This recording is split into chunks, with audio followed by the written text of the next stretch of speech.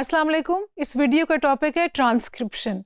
इसके नाम से भी जाहिर है स्क्रिप्ट इसमें वर्ड आ रहा है, यानी आपने जो कोई चीज़ सुनी है या किसी वीडियो में जो अल्फाज यूज़ हो रहे हैं उसको स्क्रिप्ट के फॉर्म में लाने को कहते हैं ट्रांसक्रिप्शन। तो इसकी भी बहुत सारी जॉब्स ऑनलाइन अवेलेबल हैं जिसमें कि आपने डिफरेंट कंटेंट को जो बोला गया है उसको आपने रिटन फॉर्म में लाना है। इसमें बहुत सारी चीज़ें हैं जैसे कि ऑडियोज़ हैं, वीडियोज़ हैं, मीटिंग्स हैं, पॉडकास्ट्स हैं, ट्रेनिंग सेशंस हैं, ट्यूटोरियल्स हैं। जैसे कि अगर आपने टेड की जो वीडियो है बहुत अच्छी उसमें वीडियोस होती हैं, टॉक्स होते हैं, ideas worth sharing, TED, technology and education and design, ऐसे करके उसके बारे में उन वीडियोस की सारी ट्रांसक्रिप्शन भी मौजूद होती है। यानी आप चाहें तो आप वीडियो को देख लें और सुन लें या आप लिखा हुआ कंटेंट पढ़ लें। तो ऑब्वियसली ये कोई लोग हैं जो उनको ट्रांसक्राइब करके देते हैं, उसकी भी बहुत सारी जॉब्स हैं। मूवीज़ के सबटाइटल्स होते हैं, ट्रेनिंग्स होती हैं, ये सारी चीज़ें जो हैं ये सब को ट्रांसक्राइब किया जाता है डिफरेंट लोगों के लिए। जो इसमें एक तो ये कि जो लोग सुन नहीं पाते उनके लिए किया जाता है, दूसरा ये कि अगर उसको प्रिंट करना है, पब्लिश करना है, इसलिए लिखा जाता है। और बाकी ये कि जब आप लिखी हुई चीज़ को पढ़ते हैं आप अपनी मर्ज़ी से उसकी स्पीड कर सकते हैं, उसमें स्किप करके और जल्दी जल्दी नज़र लगा सकते हैं या स्किम कर सकते हैं, इसलिए उसको ट्रांसक्राइब किया जाता है चीज़ों को। रिक्वायरमेंट्स क्या हैं? ये एक अच्छा पाथ है जिसमें कि अगर आपको बहुत क्रिएटिव राइटिंग या इमेजिनेशन इसके वाले काम आपको मुश्किल लगते हैं, उसमें दिक्कत होती है, तो आप इसमें ट्रांसक्रिप्शन की जॉब्स की तरफ आ सकते हैं। इसमें इतनी ज़्यादा आपको क्रिएटिविटी की बल्कि बिल्कुल ज़रूरत नहीं है, इसमें साइंटिफिक प्रिसिजन की ज़रूरत है। यानी कि आप ध्यान से सुने, कोई चीज़ मिस ना करें, जो ओरिजिनल कंटेंट है उसको एज इट इज़ आप बनाएं और रिटन फॉर्म में लेके आएँ।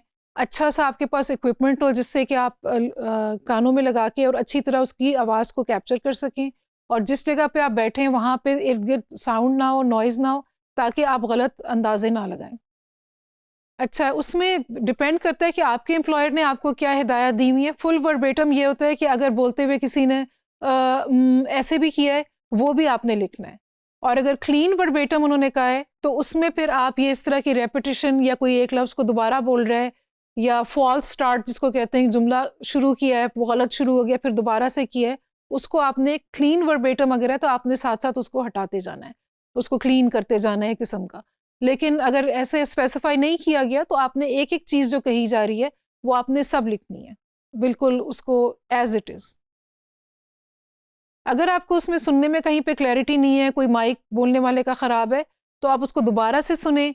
जब तक आपको क्लियर ना हो आप उसको अपनी मर्ज़ी से या अंदाज़ा लगा के आप कुछ ना लिखें। अगर क्लियर नहीं है तो आप उसकी टाइम स्टैम्प लगा के और आप लिख दें कि साउंड वाज इनऑडिबल, ताकि उनको मालूम पड़ जाए आपके एम्प्लॉयर को कि ये इस तरह से था। वरना आप कोई गलत बात अगर लिख दें तो उसमें फिर आपकी ज़िम्मेदारी होगी and you will lose your credibility. Punctuation की, क्योंकि आपने लिखना है उसको, तो पंक्चुएशन के एरर्स अवॉइड करें। कैपिटल लेटर्स होने चाहिए।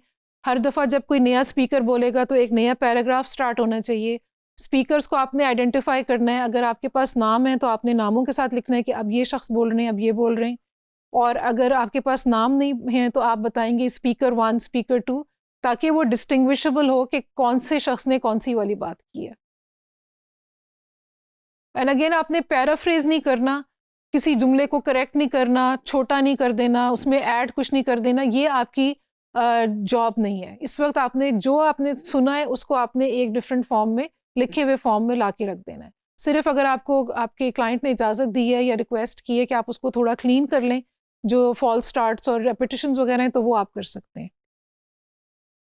ये फॉर्मेटिंग में जैसे अभी हमने बात की कि आपने स्पीकर लेबल्स कर देने और टाइम स्टैम्प्स आपने लगानी है, और आपने जो है नया पैरा शुरू करना है जब कोई नया शख्स बोलना स्टार्ट करेंगे, तो उसको आपने क्लियरली आइडेंटिफाई कर देना है। इसमें सिर्फ चैलेंज ये है कि आपने अच्छी तरह करेक्टली सुनना है और आपने स्पीड के साथ और एक्यूरेसी के साथ उसको टाइप करते जाना है without missing anything. This is the end of this video. Thank you.